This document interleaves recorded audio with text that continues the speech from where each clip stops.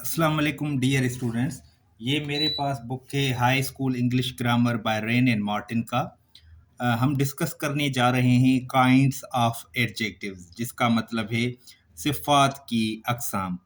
Adjectives में be divided into the following classes. सिफ़ात को यानी कि एडजेक्टिव्स को दर्जे झील अक़साम में तकसीम किया जा सकता है। पॉइंट नंबर है 69 और इसमें एडजेक्टिव का एक टाइप डिस्कस किया गया है जिसका नाम है एडजेक्टिव्स ऑफ क्वालिटी, या आप इसको डिस्क्रिप्टिव एडजेक्टिव भी कह सकते हैं। ये क्या शो करती है? शो द काइंड और क्वालिटी ऑफ अ पर्सन और थिंग। अब ये जो एडजेक्टिव्स ऑफ क्वालिटी है ये किसी शख्स या चीज़ की किस्म या खूबी बताती है। एग्जांपल्स दिए गए हैं। Kolkata is a large city, Kolkata एक बड़ा शहर है। तो यहाँ पे जो लार्ज वर्ड है ये हमें बता रहा है कि ये जो सिटी है इसका काइंड कौन सा है, किस टाइप का है, किस काइंड का। तो लार्ज, ये लार्ज यहाँ पे एडजेक्टिव है। दूसरा सेंटेंस है he is an honest man, वो एक ईमानदार आदमी है।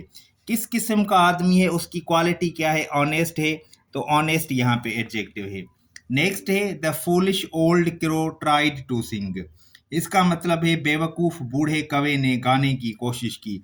तो यहाँ पे दो एडजेक्टिव्स हैं, एक एडजेक्टिव है फूलिश और दूसरा है ओल्ड। लास्ट में सेंटेंस है this is a grammar of the English language. अभी वैसे देखें, ये जो इंग्लिश है ये किसी सब्जेक्ट का नाम है तो ये तो नाउन होगा, लेकिन ये यहाँ पे एडजेक्टिव का काम कर रहा है क्योंकि ये हमें बता रहा है कि हम किस टाइप की लैंग्वेज के बारे में बात कर रहे हैं। तो ये यहाँ पे इंग्लिश जो है ना वो एडजेक्टिव हो गया। अब इसको मज़ीद समझने के लिए इस पॉइंट की तरफ बढ़ेंगे। Adjectives formed from proper nouns, जो एडजेक्टिव्स हम प्रॉपर नाउन्स में से बनाते हैं।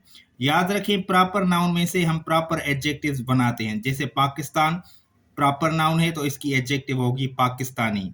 इसी तरह एशिया, इसका होगा Asian. America American. China Chinese. तो एडजेक्टिव्स प्रॉपर नाउन में से भी बनती हैं। देखिए यहाँ पे एग्जांपल लिखे हुए, फ्रेंच वाइन्स, अब ये फ्रांस में से फ्रेंच बना गया है। टर्किश टोबैको, तुर्की में से टर्किश बनाया गया है। इंडियन टी, इंडिया में से इंडियन बनाया गया है, ईटीसी। और sometimes called proper adjectives.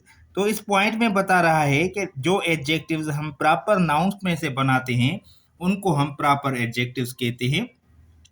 They are generally classed with adjectives of quality, उन्हें उमूमन सिफात कैफियत में शामिल किया जाता है। अच्छा, यहाँ पे बहुत ही इंपॉर्टेंट बात हो रही है कि जो भी एडजेक्टिव हम प्रॉपर नाउन में से बनाते हैं उसको हम कहते हैं प्रॉपर एडजेक्टिव्स, लेकिन अक्सर करके उन एडजेक्टिव्स को हम एडजेक्टिव्स ऑफ क्वालिटी में शामिल करते हैं।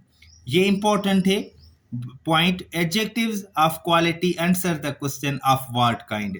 याद रखें, जो सवाल ऑफ व्हाट काइंड से शुरू होता है उसके जवाब में हम एडजेक्टिव्स ऑफ क्वालिटी लिखते हैं, यानी कि उसका जवाब एडजेक्टिव्स ऑफ क्वालिटी में दिया जाता है।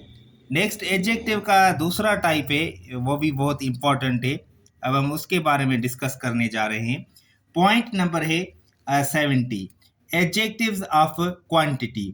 क्वांटिटी का मतलब होता है मिकदार, और याद रखें क्वांटिटी हमेशा अनकाउंटेबल नाउन की होती है, यानी कि एडजेक्टिव्स ऑफ क्वांटिटी में जो भी वर्ड्स इस्तेमाल होते हैं वो अपने साथ अनकाउंटेबल नाउन लेते हैं। इसकी डेफिनेशन लिखी हुई है, adjectives of quantity show how much of a thing is meant, किसी चीज़ की कितनी मिकदार है ये बताती हैं। एग्जाम्पल है आई एट सम राइस, मैंने कुछ चावल खाए। राइस अनकाउंटेबल नाउन है और उसकी कितनी क्वांटिटी है? सम।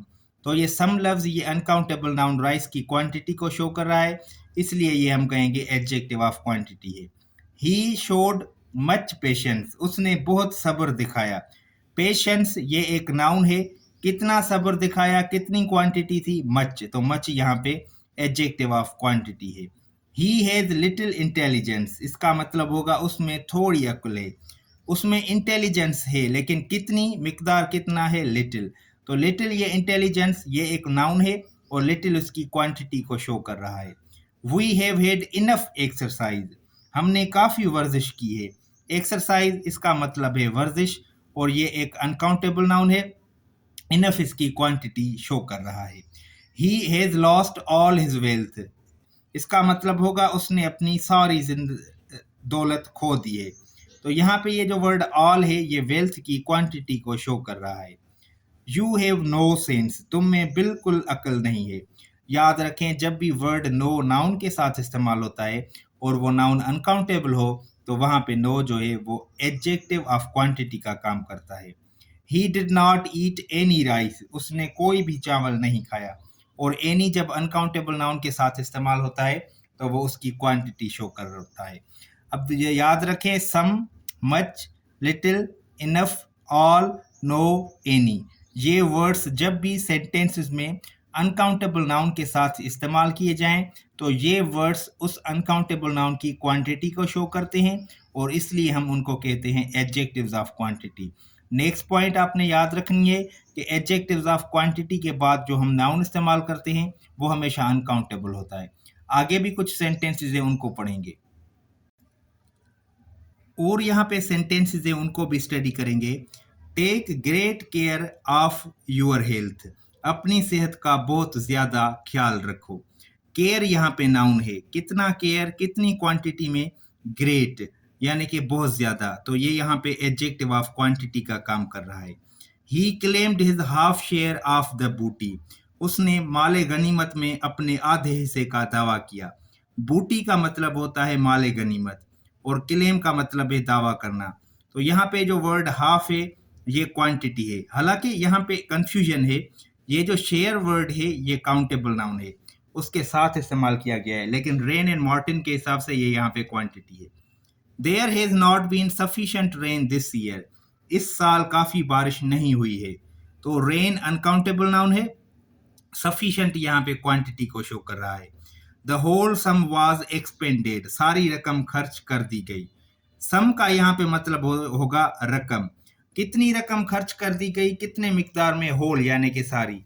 तो याद रखिए, मैं आपको अगेन एक पॉइंट बताने जा रहा हूं कि एडजेक्टिव्स ऑफ क्वांटिटी हमेशा अपने साथ अनकाउंटेबल नाउन लेती है। इसमें मैंने जो आपको एग्जांपल्स दिए हैं इनमें बहुत सारे वर्ड्स हम काउंटेबल नाउन के साथ भी इस्तेमाल करते हैं।